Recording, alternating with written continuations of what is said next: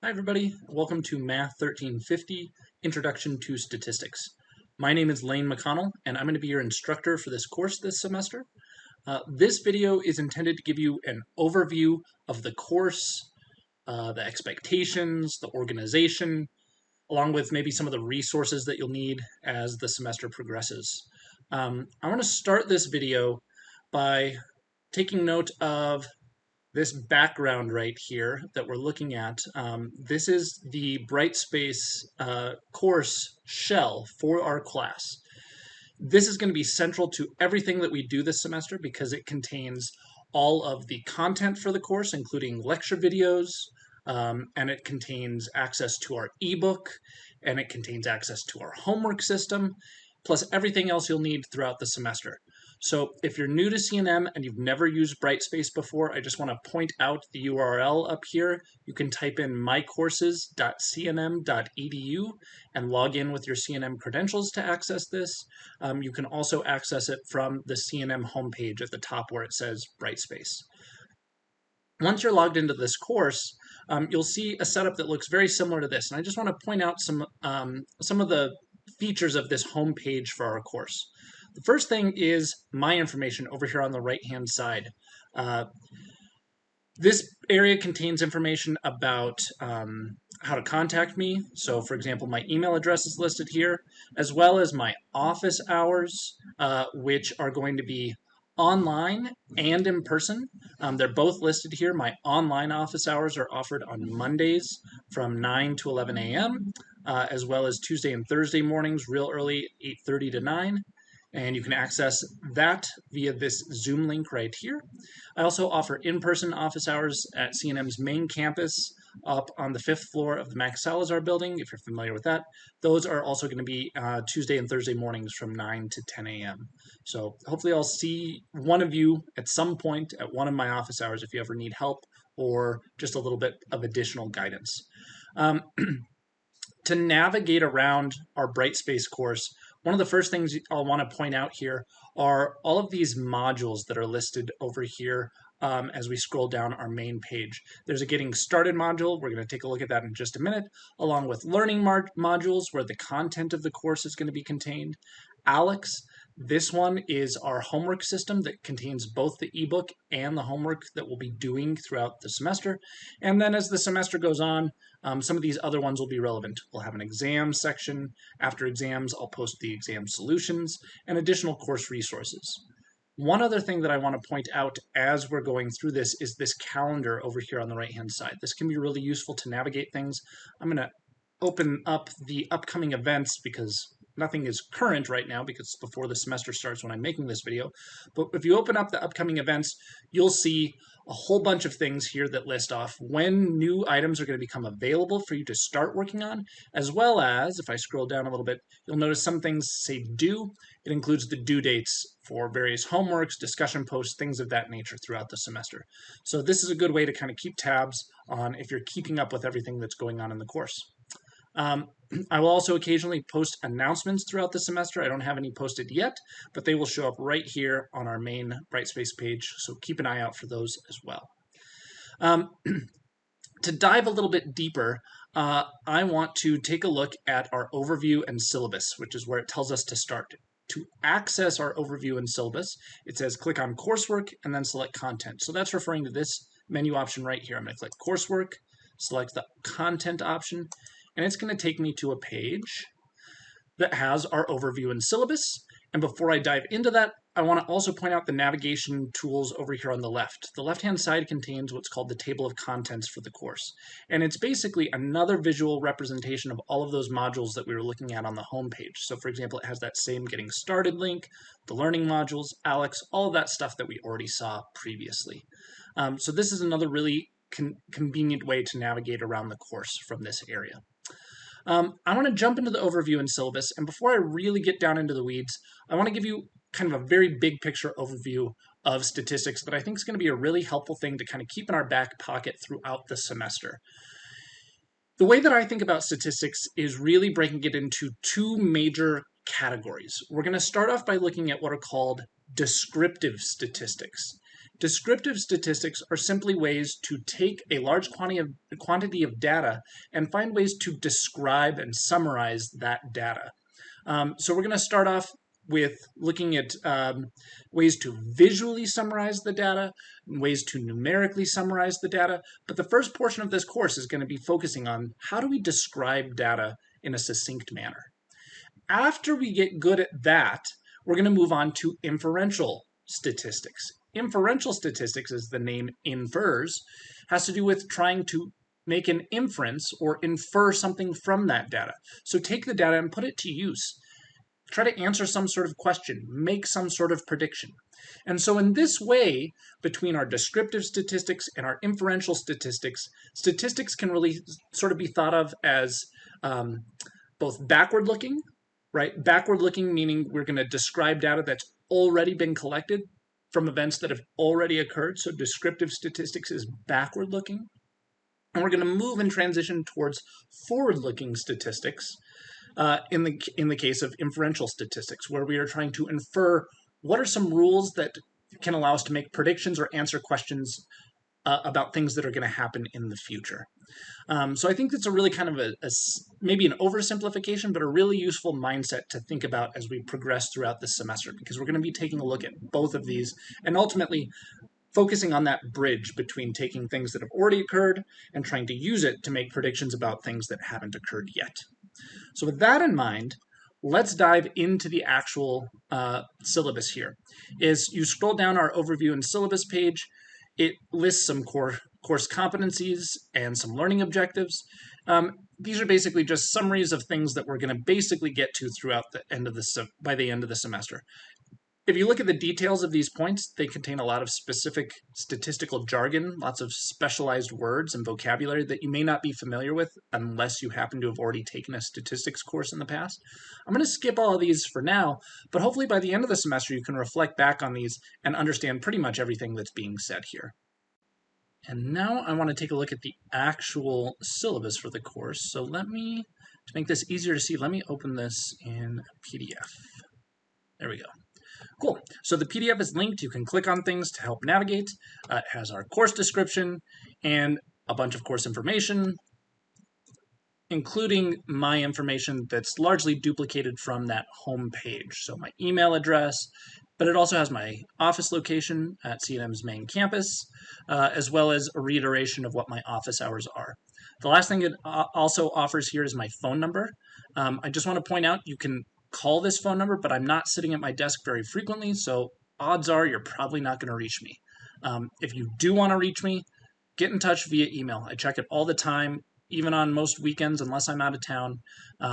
So don't hesitate to reach out, email me with any questions, come to my office hours if you want to get in touch, and just know that I'll try to respond as quickly as possible to all of that stuff, including emails. If you feel like I'm not being responsive enough, if it's been more than 24 or 48 hours, certainly at that point, and I haven't responded to your email, send me a second one. Sometimes they slip through the cracks. I try to be really responsive and avoid that happening, but just know I'm human too. I won't be bothered at all if you are persistent and just shows me that you want to actually learn, you want to get your questions answered. So if it's been a while, email me a second time if you've got it. There's a whole bunch of required materials for this course. The first one you already have access to. I've mentioned this a few times. It's that ALEKS homework platform. I'm going to show you how to navigate that in a little bit, but ALEKS contains our homework assignments and the ebook. If you like to read as your primary way of learning and absorbing new information, the ebook's going to be your best bet.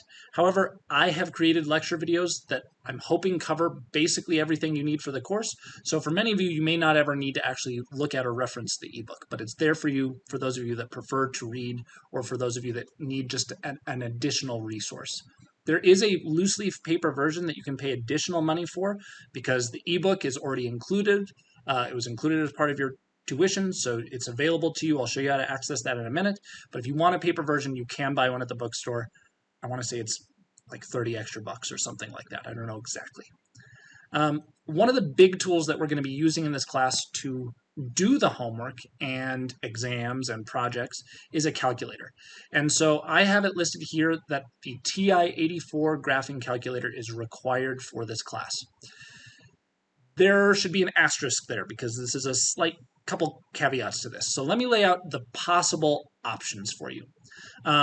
First and foremost, let me say this calculator is really, really useful. I would strongly recommend using a calculator for our homework, the vast majority of the homework at least, as well as exams. The downside is they're very expensive. So I think they cost 100, 120 bucks, maybe 100 bucks on sale if you can find it. So what this means is I'm trying to give you some alternatives that don't cost so much. If you already own a calculator, including if it's an older model like a TI-83 or a TI-83 Plus, or even if it's a different brand of graphing calculator, as long as it's a graphing calculator, Casio makes some, HP makes some, they'll have the functionality that you need to do everything in the course. You might have to do a little bit of Googling if you've got one of those other brands, but I'm happy to try to help you figure out how to use your calculator for this problem. But getting one of those, $10 calculators from the bookstore isn't going to cut it, unfortunately. So if you already own one, even if it's an older model, use it. If you know somebody that owns one and they're willing to let you borrow it, that is a great second option. So you don't have to go buy this yourself because probably you're never going to use it again after this course. As a third option, there are some apps that emulate the graphing calculator. So you download the app and it brings up on the screen something that looks exactly like the calculator with the same button layout, the same screen, and the same functionality. And you can utilize it following the same instructions I give for the real calculator. You can follow along on your smartphone. These are links to the Play Store and the Apple Store where you can download these versions. They aren't free, but they're cheap. I think the Android one, $2 or $3. The iPhone one's maybe $5 or $6. A lot cheaper than the $120. And these work great for the projects and for the homework. The downside to relying on the apps, though, is that I cannot let you use them during exams because I can't let you use a smartphone during exams for, obviously, cheating issues. So if you plan on going this route where you're going to use the app for all the homework and things like that, when it comes time to do a real exam, at that point you will either need to borrow a real calculator from somebody you know, or you can go into any of the C&M libraries at any of the big campuses. So main campus, West Side, Montoya, maybe even Rio Rancho. I'm not 100% sure on that. But if you go to the front desk at the libraries, they'll actually let you check out a graphing calculator for free. So you can just bring your C&M ID, hand that off to them, and they'll give you a graphing calculator for a couple of hours. You can use it on exams. And then, obviously they have Wi-Fi in those libraries. You can take your exams in the library there while you're borrowing the calculator if you'd like. So that is a good option that'll avoid having to pay big bucks for your calculator. The very last option, and I'm saving it for last because it's the one I'm least want to encourage, is foregoing a calculator altogether. I personally would recommend it at least for homeworks, but on exams, some students prefer to just use a spreadsheet. I am going to have videos on how to use a spreadsheet, basically Microsoft Excel or similarly Google Sheets throughout the semester to do the homework problems.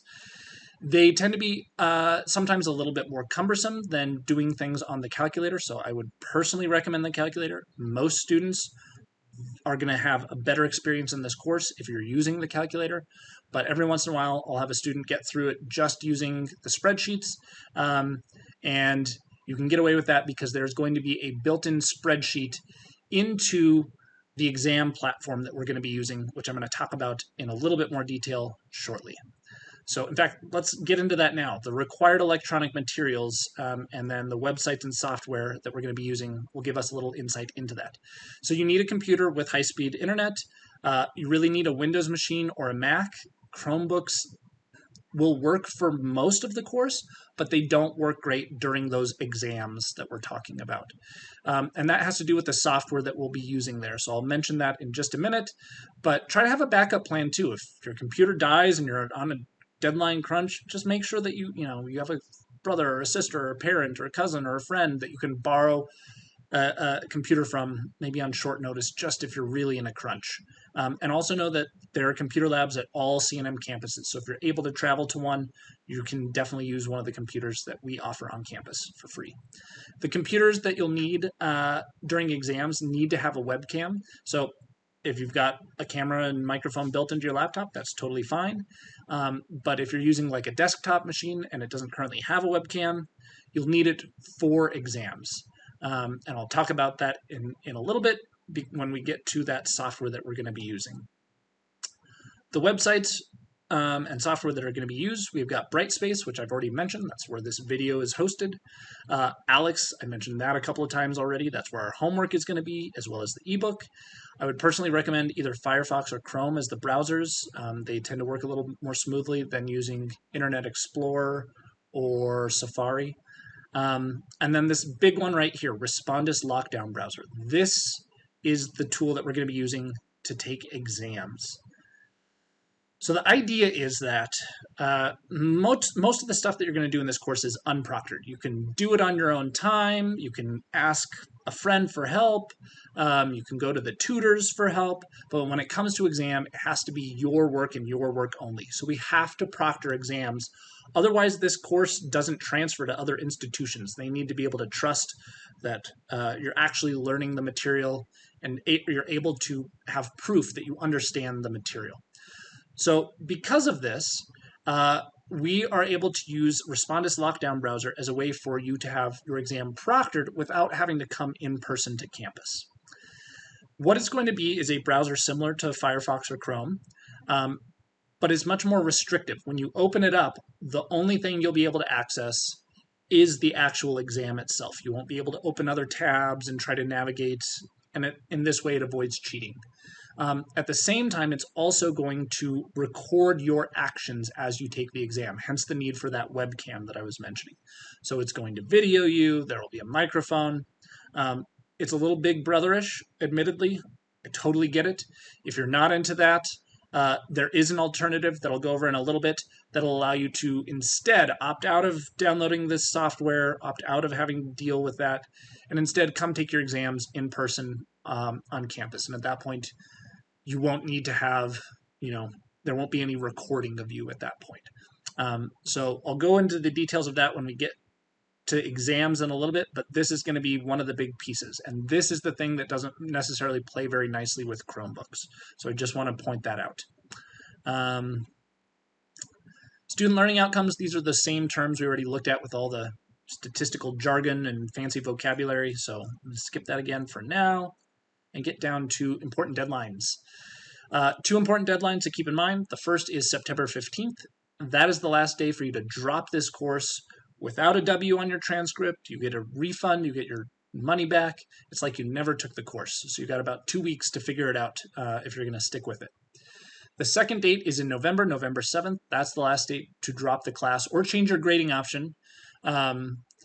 And at that point, if you drop the class, you'll have a withdrawal, a W on your transcript. But by that point, you should have a really good sense of how you're doing in the class. We'll already have taken a couple of exams. You'll have a bunch of homework under your belt, so you should have a pretty good sense of how you're doing at that point. As far as the attendance policy is concerned, for these online classes, you need to be checking in and doing stuff on a regular basis. Weekly is maybe the bare minimum of how frequently you should be logging in, but honestly, you need to be checking your email more frequently than that. I'd recommend working on this class at least a couple days a week to really stay on top of things. If I see that you've stopped engaging, that you've stopped logging in, certainly if you've missed an exam, there's a chance that you may be dropped from the course. Don't necessarily count on it. I like to give a little bit of leeway, and I like to put the ball in your court and give you the responsibility. So if you know you're done with the course and I'm over it, I'm not going to keep working on this, you need to take the initiative to drop the course yourself. Otherwise, you might wind up at the end of the semester with an F in the course. So just be mindful of that. C&M has their own academic integrity statement. Basically, don't cheat, but there are details that you can look into that more specifically. And then here are the actual details of all the stuff that we're going to be doing in the course. So I want to spend a little bit of time on these because these are important. Homework, as I mentioned now for like the 4th time, is going to be in that ALEKS homework system. And there's some kind of important things to keep in mind. Homework is going to be due on Tuesday nights, so Tuesday at 11:59 p.m. So for example, this first week, we have couple of homework assignments, they aren't going to be due until next Tuesday, the Tuesday of week 2. The week 2 material, that homework won't be due until the Tuesday of week 3, and so on. So you'll always have at least a full week to work on things, probably a little bit more, because it bleeds into that next week, and you can utilize that time towards the end to come ask questions at office hours, things like that, if you are stuck on anything. I also want to make homework kind of low stress. These should be easy points. You have unlimited attempts on every single problem. And I'm not even requiring you to get 100% on the assignments. As long as you average an 80%, average meaning some weeks you might get a 0, some weeks you might get 100, as long as your overall homework average is an 80%, then at the very end of the semester, I will round your grade for homework all the way up to full credit, all the way up to 100%. So there's no way to automate this, so just know that's not going to happen until the end of the semester. You won't see those zeros magically corrected in the meantime, but this should give you a little bit of flexibility if you have a particularly busy week at school or work, if your kid gets sick, whatever the case may be, and you're just can't get the homework done or can't get a good grade that week, it's not the end of the world. So just keep that in mind. There's also going to be a number of extra credit assignments. I think I've got 5 total. So you can actually boost your homework score above 100% as long as you maintain that 100% average plus do those extra assignments. You can wind up walking out of here with like 120% or something on the homework. And that can really help buffer your grade when it comes to exams. There's also going to be a project. This is going to be at the end of the semester. It's not even going to be available till week 12, but it's going to involve using real data from the city of Albuquerque. But we'll worry about this later on. The exams, there's going to be 3 quote-unquote midterms plus a final, so 4 total exams. Again, you're going to be taking those exams via that Respondus lockdown browser. The process is a little bit convoluted, so we're actually going to have a practice exam in the second week of class. No content. It's not like a practice where you're going to have to actually answer statistics questions. It's strictly going to be practice, like a dry run-through of how do you actually make sure that you downloaded the lockdown browser correctly? How do you log in correctly? How do you make sure that you open the PDF correctly? My goal is to make these online exams as similar as possible to the type of pencil and paper exam I would hand out in a real class. And that makes it a little bit complicated, but it also allows me to give you lots of partial credit if you get the answer wrong, but you have a lot of work that's correct. So the idea is that during exams, you will log into this lockdown browser, read through the instructions, and one of the instructions will be open a PDF. And that PDF will be a PDF of the exam. And my expectation is that you either print that PDF out and do your work directly on it, or that you have sheets of blank paper next to you and you just write your work out, problem number 1, write out your work, problem number 2, write out your work, and so on. But you're going to basically be using a pencil and paper to take exams. At the very end, the expectation is that you'll take pictures of your work and upload it so I can grade it. And at that point, I can see all of that work that you did and make sure that you get partial credit for certain problems if you miss a problem. So we'll run through that process because it is a little bit convoluted. So week 2, that's where that comes in.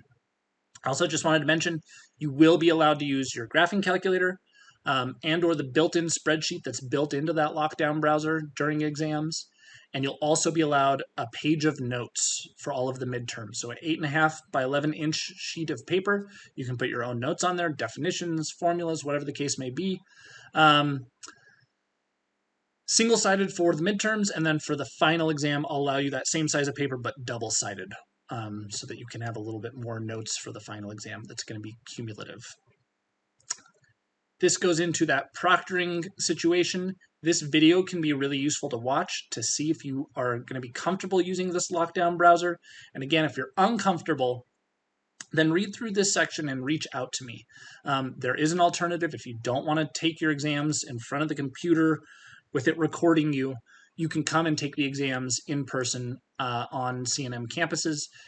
It just involves communicating with me in advance so that I can make sure I can put your name on a list so that you can schedule and go take the exam in person. So just be communicative with me if that's your plan. Here's the grading scheme. Homework, you'll notice, is worth 30%, which is the same as all 3 of those midterm exams combined. So the homework gives you a huge opportunity to really pad your grade. You can bomb the exams, and as long as you ace the homework, you can still pass the class. So just keep that in mind. So here's all the layout: 30% homework, 10% for that project, 5% participation. That includes the syllabus quiz. There's going to be a quiz going through the syllabus for you to take this first week, discussion posts, things of that nature. And then the exams, again, 10% each for a total of 30%, and then the final is 25%. Standard grading scheme. C&M has some other policies they wanted me to include, but I'm not going to go spend much time on them. And then lastly, we have the course schedule. The only thing that I really want to point out is that these optional sections are sort of in italics here. There's 1, 2, 3, 4, 5 sections. So those are those extra credit sections that you can watch the videos, do the extra credit homework, and boost your grade. The other thing that I want to point out is that Chapter 4, we've kind of reorganized it, and we're doing Chapter 4 at the very end of the course. So we're going to do Chapters 1, 2, and 3 before we have our first exam. Then we're going to skip to Chapter 5, 6, 7, 8, 9, and so on, and then come back to Chapter 4 all the way at the very end of the course. So just keep that in mind. It was the best way we could organize the course to make sure that we got through all the important material and pace the course in sort of an even way. Okay, I think that does it for everything I wanted to cover in the syllabus. Let me go back real quickly here to our Brightspace page. Okay, so we've just gone through the syllabus. The next thing to do would be to continue through in our table of contents here, the Getting Started module. So the Getting Started module has all of these things. This video, in fact, is hosted right here in the course guide. So we'll skip that for now, but start with a checklist. Every week, you are going to have, I don't know what this is saying. All right, let me just close that. But you're going to have weekly checklists. Here's the one for day 1, and it just gives you basically a sense of all the things that you should be doing to stay on schedule. So for example, go through the syllabus and overview. Watch a video about how to succeed in an online course. Here's a video about how to use ALEKS. So this is going to be a really useful one. Make sure that you actually give this video the attention it deserves, because it's going to go into all the details for how you can start getting into doing the homework for this course right away without any issues. You can check off items as you complete them, and just notice that I try to include links as much as possible to make it so that you can navigate without always having to go back to that table of contents over here. Let me go back to it now, though. When it comes to actually getting into the content for the course, that's going to all be in these learning modules. So let me click on one for now. Here's the week 1 learning module. As you read through it, it'll kind of give you a sense of what we're going to cover in week 1, just a very brief summary. And then it's going to give us the checklist, which again, I'll click on the week 1 checklist. It tells you all the tasks that you need to get through, including watching lecture videos, and there are links to those videos, as well as doing the homework in ALEKS. There are going to be a few discussions throughout the semester as well, including one this first week, so you can click on that link to get to the discussion posts that will count towards your participation credits as well. So let me go back to the learning modules. As you go through it, you can also just scroll down those videos as you click into a specific section. So if I click into the section 1.1, you'll notice down below, here's where the lecture video is for section 1.1. And you click on there, it'll open it up. And you can open these up in YouTube. Instead of watching it on this tiny screen here where you've got to see it really tiny, you can open it in YouTube or make it full screen so you can actually see. But these are sort of if you're familiar with Khan Academy, it's done in the same style. It's meant to be the same type of lecture I would give in a face-to-face class. So take some notes as you watch these videos, and try to watch the videos before you go try the homeworks. So let me get out of there. The other thing that I should point out is there are a couple of weeks, I think including week 2, let me just double check. There are a couple of weeks where you have more than one video per section. So for example, maybe it's this one, if I remember correctly. No, I only see one there. Maybe it was week 3. Week 3. Perfect, section 3.1. Notice there's 2 videos here. So there's the original lecture video, and then there's one called Computing Basic Statistics Using Technology. And there will be a number of these videos that have this using technology label on them. These are going to be the really useful videos for learning how to actually do the homework problems. I will go through, here's how you do this problem in Excel, here's how you do this problem on the calculator. My expectation as you do the math in this class is that you should not be doing calculations by hand. The vast majority of the math that we're going to be doing is stuff that you should be utilizing technology to get the answers. That's my expectation on the homework, that's my expectation on the project, and that's my expectation on exams. Utilize technology. Do not do computations by hand. So watch these types of videos because these ones will be really useful when it comes to actually doing the homework problems themselves.